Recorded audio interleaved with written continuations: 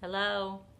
So the last couple of videos I got pretty incensed at the narcissist and started to talk to them directly, which I don't think I've done before on past videos. And this is yet a third video. It's kind of all clumped together, the one before this and the one before that, regarding bullying, narcissists growing up to find their way or not find their way. And I just have a couple of more things to say. I feel really badly for anybody that has a childhood that is less than stellar or less than even just the normal human love and compassion that every child deserves. And if it led you to a place of being dysfunctional, I sympathize, but I don't think it can be an excuse anymore. Like I said, I think the last video, I'm so sick of hearing that that's an excuse for the narcissist, that something happened in their childhood that's insurmountable, they're doomed to be this way forever and they can never change. Well, I find that very hard to believe, because some narcissists fall into what they are like because of an ideal childhood. So you mean to tell me that you can take and look them up? There's a gazillion examples of success stories that were abused, raped, tormented, poor. There are a gazillion. Look at any one of our top people in this country. Many of them have a story. If they can overcome what they came through as a child, then why can't a narcissist? My God.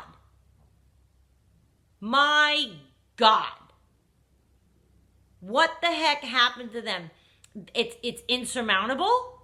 All of the psychiatry in the world can't help this one kind of person. And maybe it's that severe. Maybe psychologists would be like, yeah, it's on the severity of a psychopathic person who murders, and there's no help for them either. I find that hard to believe. I believe it because I've read it, but I can't imagine that if there were a narcissist and they actually sat and listened, and there's gotta be a way to get through to these people. Because let me tell you something. You are not responsible for what happens to you as a child. Of course you're not. But you damn well are responsible for how you behave as an adult. And you know what? I might have said that already at the beginning of this video. I don't remember. I don't think so, though. Because these three videos are running together and I'm like hot now. Because this subject kills me, that they could just bully people. We all grow up into adulthood, okay? Say you become a parent. It is a normal course of action to pick and choose from different parents you've had, seen, whatever, that you do want to bestow upon your child, and pick and choose what you don't want to bestow upon your child. If you notice that one of the things you don't want to bestow upon your child is a family history of dysfunctional yelling or whatever, the healthy people work through that and don't do that to their kids. I wasn't like, well, I was raised in a house full of yelling, I guess I'm going to yell. So what's the difference? That was my childhood, all my childhood. We're yellers. I said that before in my family. Professional ones. We could sell tickets. I still broke the chain. With a little concerted effort and inward looking and dissection, I broke the chain.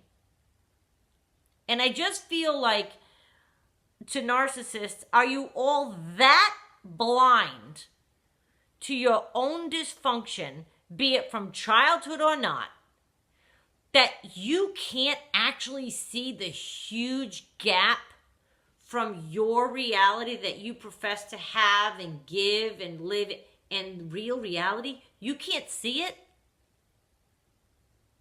Well, let me help you out. Let me help you out. Guess what?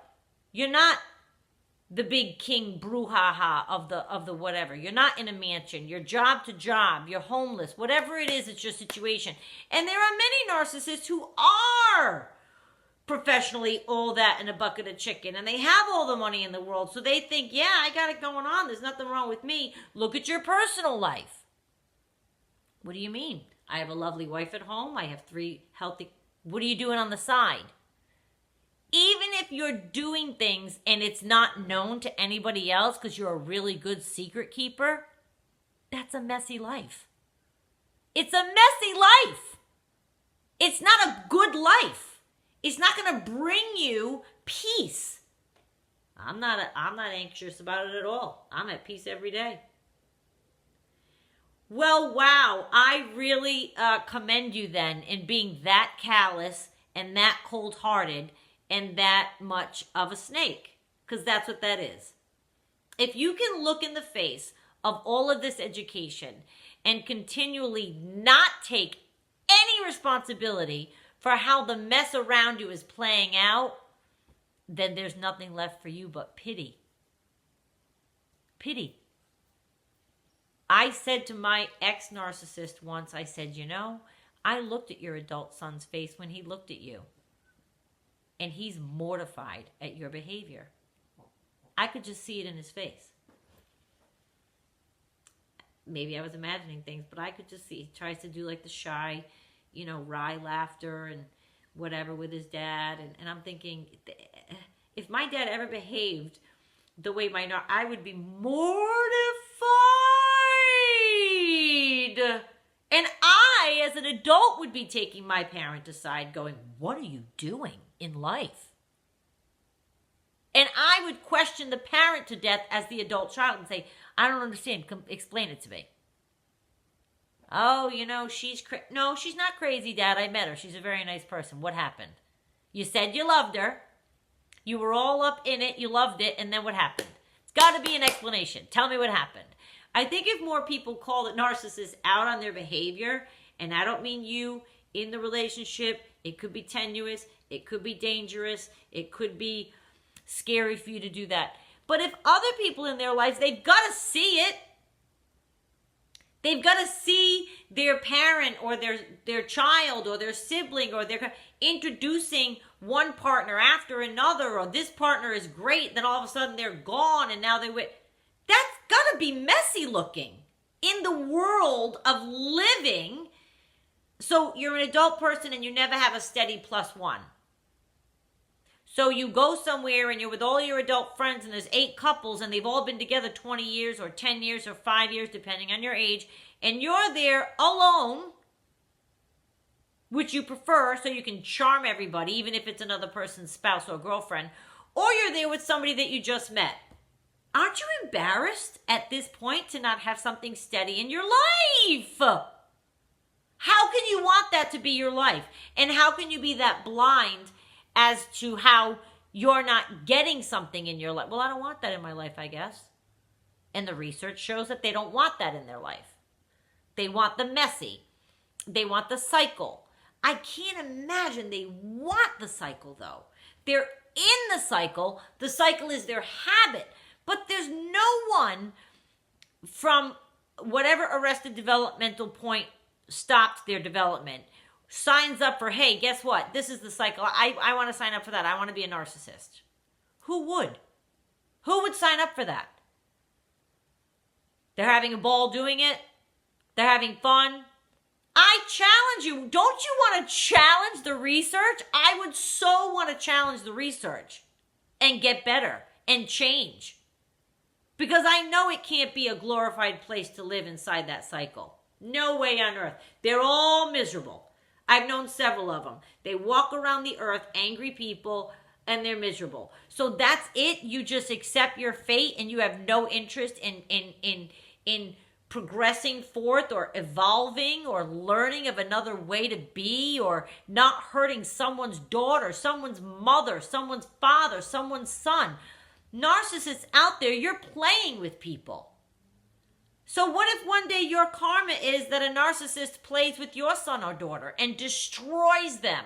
Like to picture number 2 that I showed you 2 videos ago. I didn't show you picture number 2, I described it. Where the lady is crying her eyes out. What if that's your karma? That it creeps up on you in that way, and somebody who's exactly like you inflicts themselves upon someone you do love. That alone, that thought alone would snap me right out of it. Well, they can't snap out of it. No, not they can't, and poor them. People snap out of worse things. Look up any triumphant story. People snap out of things all the damn time. I'm so mad at this topic because the more I thought about it like bullying, I became incensed. Because I just can't stand the whole slicing people up left and right. I don't like it. And I'm sorry, I'll say it again. You might have not had a certain ideal thing in your childhood, and you're not responsible for what happened to you in your childhood, but you are damn well responsible for the way you behave as an adult. No one else is responsible except you. One person, you, me. We are all responsible. You do something as an adult, you did it. Oh, that made me, my past feelings. Wah, wah, wah. And you know what? If you insist on being that way, then stop playing with us. Go play with other narcissists. Challenge yourself.